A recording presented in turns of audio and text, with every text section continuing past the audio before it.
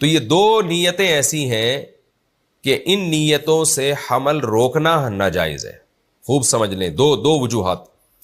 دوبارہ ریپیٹ کر دیتا ہوں کیونکہ یہ ٹاپک بہت اہم ہے, لوگ اس کو سمجھتے نہیں ہیں اور ذہن میں بٹھاتے نہیں ہیں, اور بار بار پھر وہی مسئلہ پوچھتے رہتے ہیں, بار بار وہی مسئلہ پوچھتے رہتے ہیں. تو دو چیزیں ایسی ہیں جس سے پریگنینسی روکنا.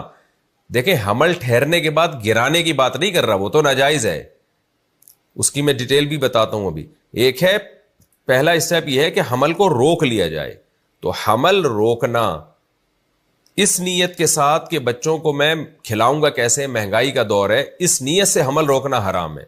اور اس نیت سے بھی حمل روکنا حرام ہے کہ میں لوگوں کو کیا بتاؤں گا, لوگ تانا دیں گے, عورتیں تانا دیتی ہیں عورتوں کو, دیکھو تمہارے اتنے بچے ہو گئے, اس طرح کی باتیں کرتی ہیں. تو ان دو نیتوں سے حمل روکنا حرام ہے. خواتین کو, جو میں تھوڑی سی حیا کے خلاف باتیں کروں گا لیکن یہ وقت کی ضرورت ہے کیونکہ میڈیا تو حیا کے خلاف باتیں کر کے پروپیگنڈا کر دیتا ہے, ہم اس کو اگر صحیح طرح سے ڈیفائن نہیں کریں گے تو کیسے سمجھ میں آئے گی بات.